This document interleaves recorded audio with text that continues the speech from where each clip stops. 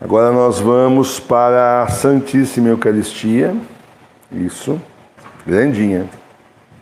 Vamos lá. Então, na página 102, capítulo 4 da Santíssima Eucaristia, parágrafo 1º, da natureza da Santíssima Eucaristia e da presença real de Jesus Cristo nesse sacramento. Que é o sacramento da Eucaristia?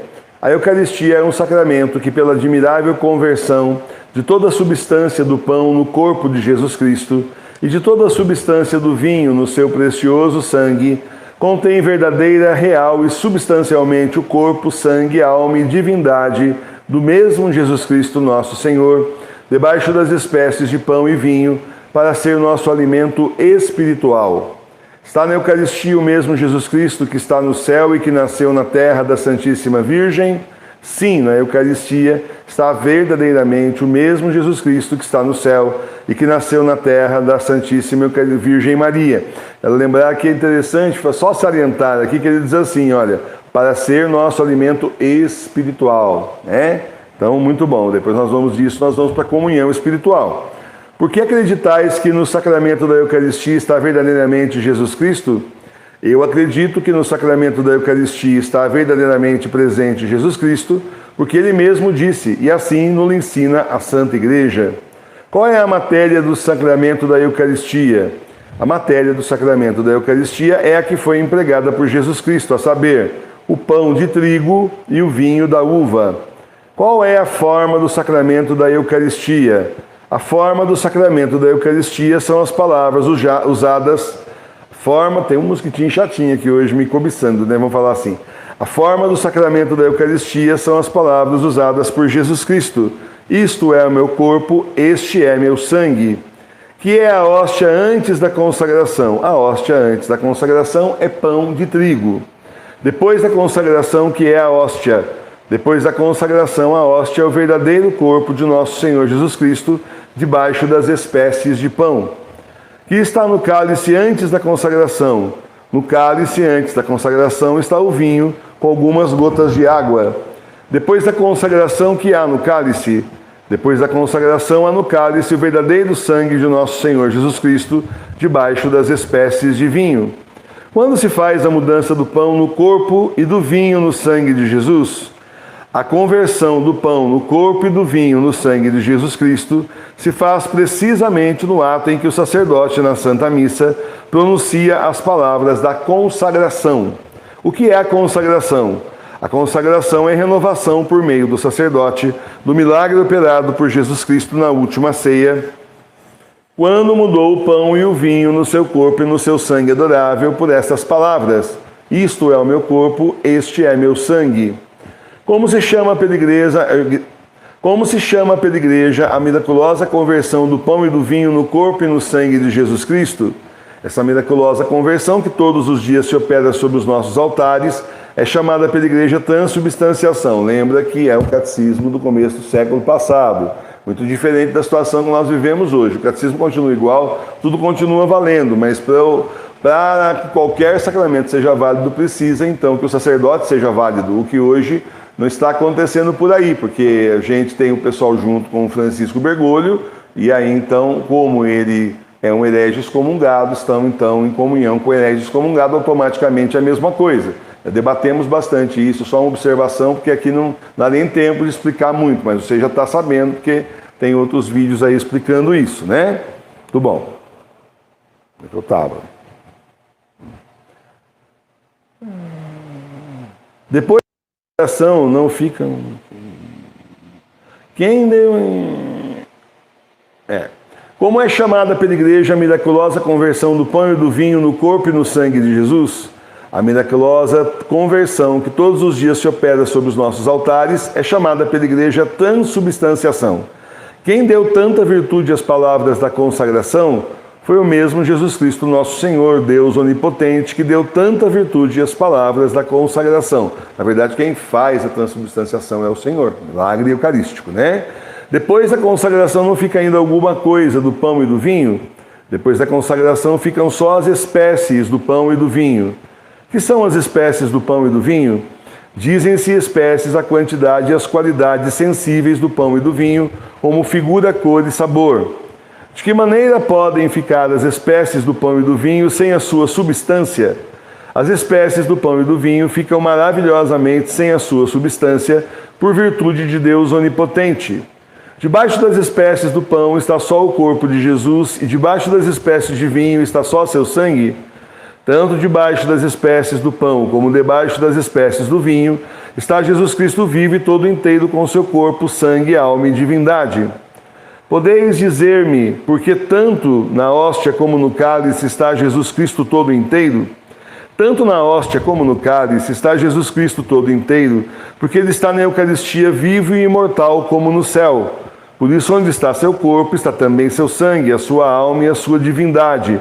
E onde está seu sangue, também está seu corpo, sua alma e divindade, pois tudo isso é inseparável em Jesus Cristo. Então, isso explica porque que quando a gente ia à missa, antigamente, nos bons tempos do Papa Bento XVI, a gente recebia só o corpo de Cristo. Muita gente estranhava, teve muita gente aí chamando aí, né, criticando na internet, né, chamando a atenção para essa situação, que deveríamos estar recebendo o corpo e o sangue, mas é indivisível, né, gente? Você não consegue receber o corpo sem o sangue sem o corpo. Tudo é o corpo de Cristo, então está explicado aqui pelo catecismo, tá certo? Dá para ficar e depois então começar a dar a Eucaristia em duas espécies, né? Bonito, ao mesmo tempo perigoso, porque é assim, você não pode derramar nada, não pode derramar uma gota do vinho consagrado aí, o sangue do Senhor no chão, na sua roupa, né? Não pode ter, como acontecia às vezes, de pessoa derrubar a hóstia consagrada no chão. Então, uma responsabilidade assim muito grande mesmo, né? É muito grande, tanto é que normalmente, por exemplo, você faz uma primeira comunhão nos tempos do Papa Bento XVI, né? Então as crianças subiam lá até o altar e o padre, ele mesmo, então pegava a hóstia consagrada, molhava no vinho consagrado e dava na boca da gente, né? Da criançadinha ali. Não é a gente que põe a mão na hóstia, vai lá, molha, a gente põe na boca. Não é assim, né? Tradicionalmente era para se receber aí a comunhão na boca. Tradicionalmente era assim, eu lembro quando eu era coroinha, né? E o pessoal reclama da questão de tempo, não tem essa questão de tempo, porque também me lembro que eu e o Padre Cícero sozinho a gente dava conta da igreja cheia. A gente ia e voltava, eu nunca vou lembrar o nome daquela gradinha que o pessoal apoiava ali, não tinha na frente do altar, mas a gente ia e voltava, o pessoal ia ajoelhando, fazia fila, ia ajoelhando, tomava comunhão, saía, já vinha outro e a gente estava indo, daqui a pouco a gente voltava. E a gente ia e voltava, e daqui a pouquinho estava a comunhão feita com todo mundo. Então, nunca teve essa questão de pressa, de tempo, essas coisas todas, como a gente vai ver depois, os horários da missa do Santuário de Santa Teresinha, que se celebravam em até, vamos dizer, 6, 7 anos atrás, é o mesmo horário que se celebrava no templo do Monsenhor Cícero de Alvarenga. Então, é assim, o que mudou? Por que antigamente o padre conseguia ele sozinho dar comunhão para a igreja inteira cheia e agora não consegue mais? Então, é essa questão, né? Então, não tem desculpa não, tem que fazer o que é. Tanto é que o Papa Bento XVI, a pessoa queria tomar comunhão em pé, ele não deixava. O Papa Bento XVI, a pessoa ia fazer comunhão em pé, ele esperava, e aí quem estava do lado dele fazia assim para a pessoa ajoelhar, que eu já vi cena assim, já viu, Maria Sofia? Eu já vi cena assim da pessoa do lado, né? O padre que estava do lado fazia assim para a pessoa ajoelhar para receber na boca a comunhão de Santo Padre. Então, muito bom. Está ensinando aí para a gente, né? Ensinando, dando exemplo, né? Agora, hoje, se você ajoelhar, é assim, escândalo. O padre, o bispo manda você levantar, atravessa por cima de você. É desse jeito, né? Teve uma aí que a mulher ajoelhou, está sendo escândalo no exterior, a mulher ajoelhou e o bispo não quis dar a comunhão, fez para ela levantar para receber em pé. Ela continuou, né, justamente assim, para receber a comunhão na boca, ele empurrou a mão dela e deu a comunhão para o próximo. Deu comunhão para ela não. Então, assim, mas é medo de Covid. Não é, né? Porque eles estavam fazendo isso muito antes, então não tem nada a ver com medo de Covid. Isso é desculpa que eles precisavam, mas não é nada disso. A Maria Sofia está falando aqui que teve um outro que a mulher estava assim com a mão, ele separou a mão dela, abriu a mão dela e colocou na mão dela. Deve ser uma experiência marcante, né? Receber comunhão desse jeito deve ser de morte, né? Então, vamos embora, senão a gente vai ficar aqui, ó, 6h17 já, eu não cheguei no final, tem horário. Depois da consagração, me perdi onde é que eu estava aqui. Tá. Quando Jesus está na hóstia, deixa de estar no céu? Quando Jesus está na hóstia, não deixa de estar no céu, mas encontra-se ao mesmo tempo no céu e no Santíssimo Sacramento. Eu queria saber quem faz esse tipo de pergunta.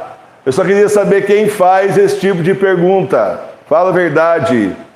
Deus não é onipresente, onisciente, onipotente? Não está em todos os lugares, vê tudo, sabe tudo e tem todo o poder? Para ele nada é impossível. Sinceramente, isso daqui já é exagero, viu? É claro que o catecismo está explicando porque tinha gente perguntando, mas isso aqui já virou curiosidade que não tinha sentido, né? Eu não aprendi isso aqui na catequese e sabia, gente. Você sabe, o Senhor está ali, pronto. Começa com esmiuçar demais, mas aquela gente ateia comunista que quer ficar tirando a fé das pessoas, então faz um monte de pergunta, até ver se pega a pessoa na curva, ela não vai saber responder. Tem fé ou não tem, não é? Absurdo. Vamos lá. Jesus Cristo está presente em todas as hóstias consagradas do mundo? Sim, Jesus está presente em todas as hóstias consagradas do mundo. Esse catecismo do começo do século passado. Que bom quando era assim, maravilhoso. Como é possível que Jesus Cristo esteja em todas as hóstias consagradas? Que idade que o Henry tem? Não, sério. Jesus Cristo está em todas as hóstias consagradas por efeito da onipotência de Deus, a quem nada é impossível. Brincadeira, viu, Henry? Mas deve ser parente seu aqui, porque os perguntas que... Nossa, gente, é impressionante. Quando se parte a hóstia, parte-se também o corpo de Jesus Cristo? Quando se parte a hóstia, não se parte o corpo de Jesus Cristo, mas partem-se somente as espécies do pão. Em que parte da hóstia fica o corpo de Jesus Cristo? Nossa, gente. O corpo de Jesus Cristo fica inteiro em todas e em cada uma das partes em que a hóstia foi dividida. Gente, é o seguinte, sabe o Senhor... O corpo do Senhor é aquela hóstia grande que o padre tem na mão, a hóstia pequenininha que vai na nossa mão, e aquela fagolinha que caiu no chão, que ficou na sua mão. Tudo isso é o corpo do Senhor, tudo isso é Jesus Cristo. Bom, quando o Papa era Bento XVI, estava no poder, né? E você entendeu. Tá certo? É isso.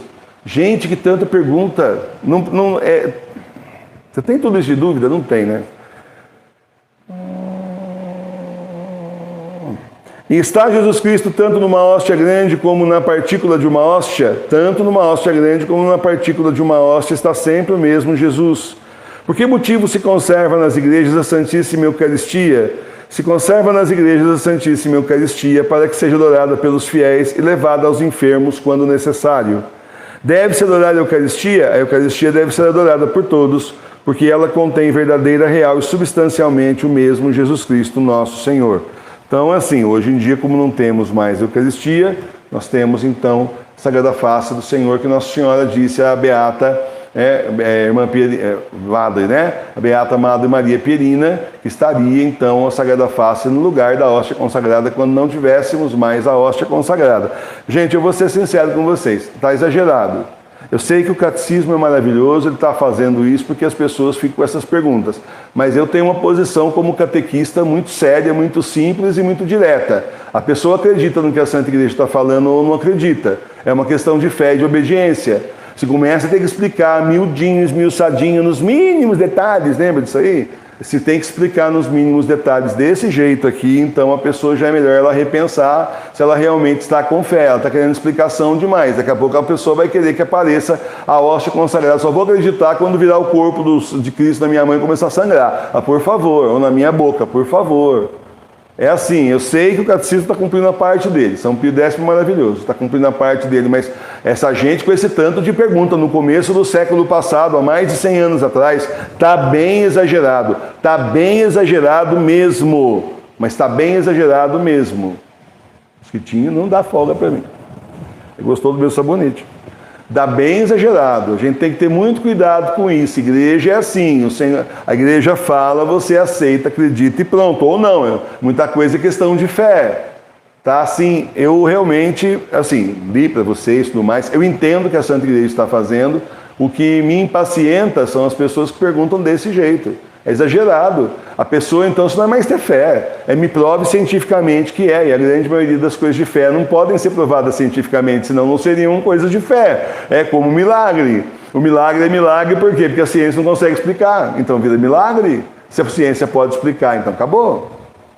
certo? Como acontece lá em Lourdes. Em Lourdes funciona assim, tem um monte de médico lá, uma equipe de médico. A pessoa vai lá, toma um banho lá nas águas milagrosas de Lourdes, ou então toma água, banha ali a mão, a parte que estava doente do corpo, é curada, chega lá e fala milagre. Vão examinar a pessoa um monte de vezes, durante semanas, meses e tal, para confirmar que realmente houve milagre, tem que ter papelada. Aí quando eles não conseguem explicar o que aconteceu, é milagre.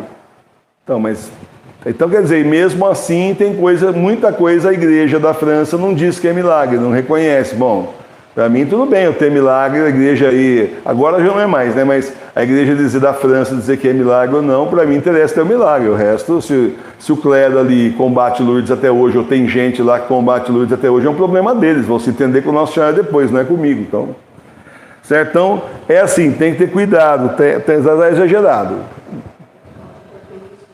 O professor Mineiro explicando aqui, isso acontece por causa do ateísmo que começa aí a se alastrar na Europa no final já do século XIX. Bom, ateísmo, comunismo, tudo junto aí, né? Agnosticismo, um monte de tranqueira, de porcaria que fica jogando um monte de dúvida, atacando a igreja. E, na verdade, a igreja pode explicar melhor, mas vai continuar dizendo a mesma coisa, não vai voltar atrás. Bom, a igreja verdadeira não vai voltar atrás naquilo que é ensinamento de fé. Então, me impacienta bastante. Vocês não podem ser assim, não. Vou falar a verdade com vocês. Vou aproveitar para dizer que vocês têm que ser mais mansos e humildes de coração. A igreja fala, vocês acreditam. Porque tudo é questão de fé. Você vai querer, é o caso dos dogmas, a pessoa fala, é dogma de fé, mas eu quero explicação, fala, é dogma. Você aceita ou está excomungado. Só isso, capite?